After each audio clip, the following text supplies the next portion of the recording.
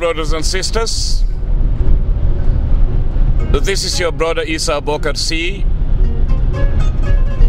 coming forward with the last part of our today's program, which I have chosen to present in English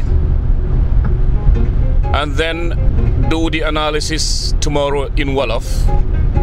I've already started part of it in my last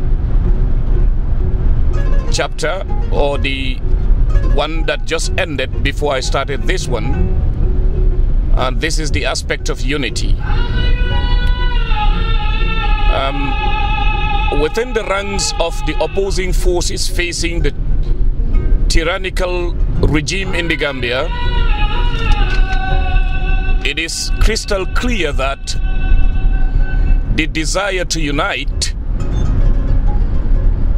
is facing challenges from emotions, wishful thinking, while sometimes or somewhere within there are those who sincerely, practically, and in a very proactive way want to be associated with reason.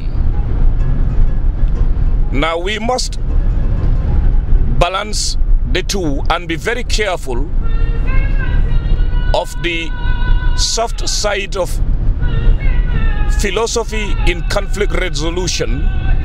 Otherwise, if we want to continue massaging our egos, we will just be repeating what we want to inherit. And that is definitely, or that would definitely be the real meaning of doomsday for Gambia. This is why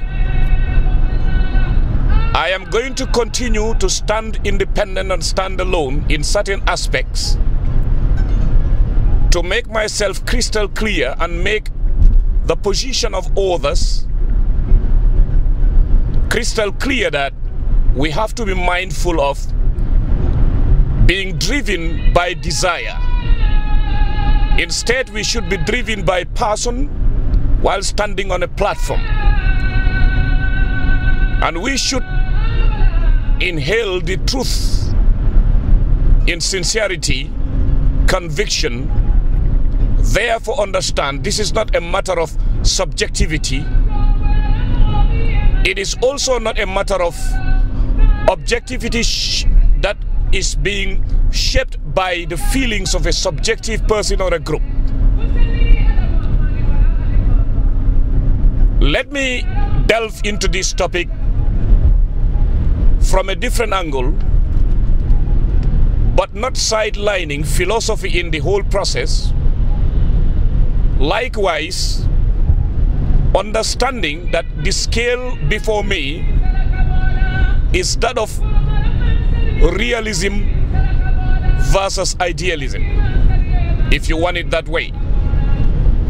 Otherwise, we can also say this is where emotions are standing to challenge reason, when in actual fact reason shouldn't be challenged. Instead, reason should replace emotions.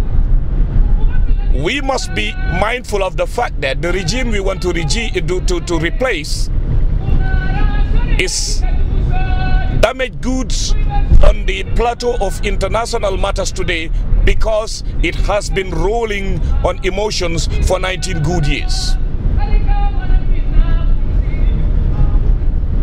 People of the Gambia, whether you are abroad or right inside the Gambia, let us also remember one thing during the process, that you can have your organization, you can have your political party, you can have your chosen ones and the selected and the anointed, but never can you deny the Gambian one thing, which is citizenship. It begins there and it ends there. Therefore, we need to put in our heads that unity is not about speeches or wishes. One can say that it is about matching genuine, sincere views with genuine and sincere actions. Now, most of us within this circle that we call the opposing forces tend to believe that they can be their own scales or they can be their own judges. Therefore, they will pound fists on chests and tell you that I'm genuine because I have been in this fight for years. Or I am genuine because I've contributed such amount of money towards such a project. Is that the scale or the criteria to measure who is genuine? It is not. The most important here is, what is the motivating factor? Are you motivated by national interest? Are you motivated by the true meaning of citizenship? Or do you even understand what citizenship is all about? Because we can philosophically justify this point by saying that not many even understand it. That is why nations, societies, regions have what people call civic education. If you take a killer snake and put it in the hands of a baby, the baby will play with it. For that very reason, we can also tell you that, or we can also bring forward a proverb from a learned old man in Africa who said, if you steal gold, you take that gold to the market and sell it at a very low price, at a price that is even lower than the cost of an iron rod. The old man said, gold is still gold, but you are the thief. Absolutely. Unity is not wishful thinking. Unity is not wishful thinking, especially wishful thinking guided by emotions. It is instead reason matched with consultation. Or we cannot say it is, but it starts from the process of going towards unity. Excuse me for that. Start from matching consultation with engagement. Of course, one has to bear in mind that consultation is not consensus. No. Consultation is one of the rules of engagement, but it is not consensus. So we proceed again to diagnose this topic, break it into pieces, and then make our position quite clear in this euphoria that some are calling unity when it is far from being unity. Now, when one thinks about beginning the process with consultation, and consultation is engagement, well, it is also not consensus because you haven't reached consensus yet. Now, what do we see or what do we say on this point? Bear in mind that engagement is an ongoing process. Now, something that is ongoing is more or less similar to evolution.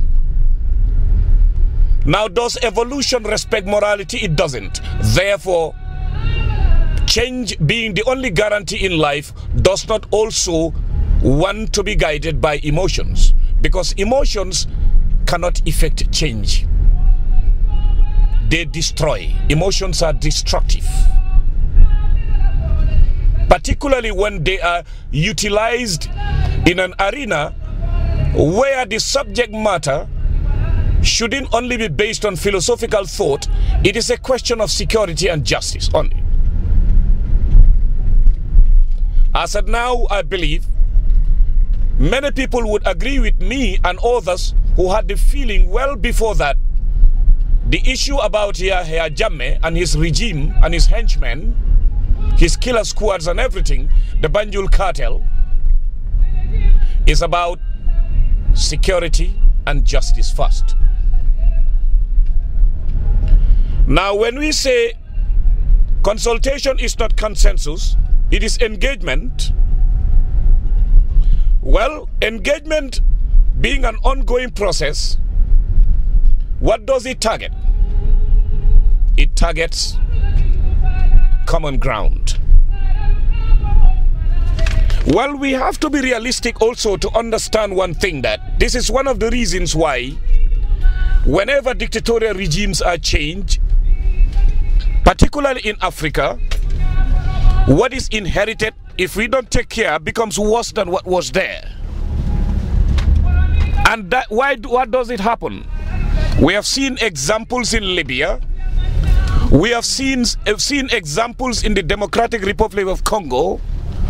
We have seen also what happened when Prince Johnson captured Samuel Canyon Doe, treating him like something lower than an animal, because if they had challenged the end of Samuel Doe by using these, the guiding pillars, which are security and justice, it might not have been a regretful thing. Samuel Doe is dead. Prince Johnson the same.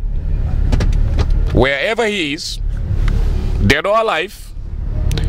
Charles Taylor is where? In England, imprisoned for 50 years. Is that the change that Charles Taylor wanted? I don't think so. Is that why Liberians trusted him and joined forces with him in the bush to fight against a dictator known as Samuel Doe? Absolutely not. Now, we have to understand that conflict is part of human nature. Conflict is one of those things that one can contain but not eradicate, as human nature is interesting because of difference. There are some people who even believe, some schools of thought who believe that, or some school of thought that believe that messy democracy is a good democracy. When they use the word messy, it means coming forward sincerely, in a genuine way, putting forward views and ideas. Criticism, constructive criticism is what we expect. Then cleanse the dirty part of the image and move forward. We must be mindful during this process also to confuse this ongoing process known as consultation, engagement, standing up to be counted, fighting against injustice, being a freedom fighter, revolutionary, whatever the person is called or whatever the process is called, that the aspect is not about group culture, the aspect is not about stardom, the aspect is not about being a celebrity, the aspect is not about that. Philosophically, I have an answer for that. And of course, the answer is quite clear, and we see it every day or every night. Allah, the Creator, or God, has given us answers in everything that you want to find out if you really use deep thought guided by faith. Now, does one star illuminate a sky, or does one star decorate a sky? Absolutely not. Whenever one believes in your mind that I'm a star in something, remember that one star does not illuminate a sky and one star does not decorate a sky. Let's come back again, stay there in space or in the sky, and let's diagnose this topic. Now, if you look up at night you see so many stars. What do you also see in the middle of the sky sometimes? You do see the galaxy. But on the side of the galaxy, what do you see sometimes? The northern star. There is people who say, oh sorry, excuse my language. There are people who say, as constant as the northern star. But not the aspect of being constant is what I'm driving at this point, because the aspect of being constant, match it with the meaning of citizenship. Then citizenship is the northern star. Now northern star is what people use when they draw their maps or when they use their compasses, isn't it? That shows them direction. If you want to have the right direction, convince yourself that anything that affects me affects the other person. Convince yourself that anything I know, the other person needs to know about it, as far as it is geared towards helping enhance the lives of others like me within the country. Then now you are being guided by the northern star. If we unite, let us also not become the galaxy, because we are human beings. Therefore, what are we if the galaxy is to be given a meaning in this context? The northern star is a star. The Milky Way galaxy is a collection of stars. The other stars come together. What do we call it? The sky. That's it. Now we must be careful also of using emotions or euphoria, or thinking that the aspect is so urgent, because we have to be mindful of one thing, that we are not desperate, we are concerned, because the desperate cannot fight.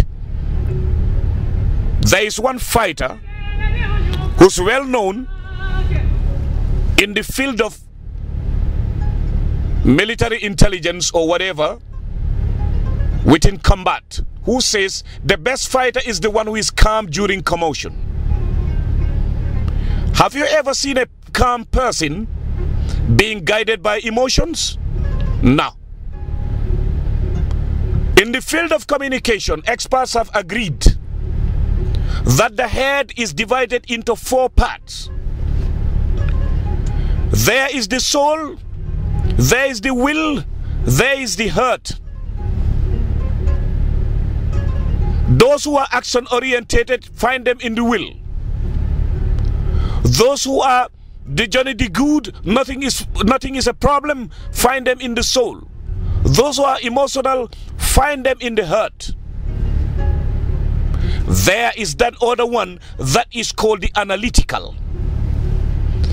The best way to use the rules of engagement through consultation is to combine the 4 and approach each one of these and convince them by using their own area, then inject reason into them. Therefore, finally, we've observed, and others have raised the concern before me or others, that messages are being passed forward, and there is a victim, like I always say. The victim in the, what do I call it again? The fight amongst religious groups. The victim is theology. But when we come to our own case also, the victim is diaspora. The word diaspora. We have to be careful to know the true meaning of the demarcation between leaving people within their area, engage them there using the rules of engagement, inject reason into them, and leave them to see whether that reason will cure them or not. Because if your reason isn't genuine, it will not cure anybody. So that is what we are saying here. like I wanted to bring it forward earlier on, sectarian violence. It has come back to my mind. The first victim in sectarian violence is theology itself. But the first victim during this ongoing process that we call the desire to unite, when actually it shouldn't be a desire, neither should it be a wishful thinking. It should be consultation through engagement, driving towards consensus or common ground. That cannot be done by using emotions, neither can it be done in a subjective way by imposing the umbrella of an organization, of a person on the people. Because what I always see before it arrives, some people deny, today they may deny, but later on you will see it. We must be mindful of using desire and call it unity. That is not unity. Unity is consultation through engagement, driving at consensus. If you cannot achieve consensus by engaging people, check your rules of engagement. Thank you, brothers and sisters.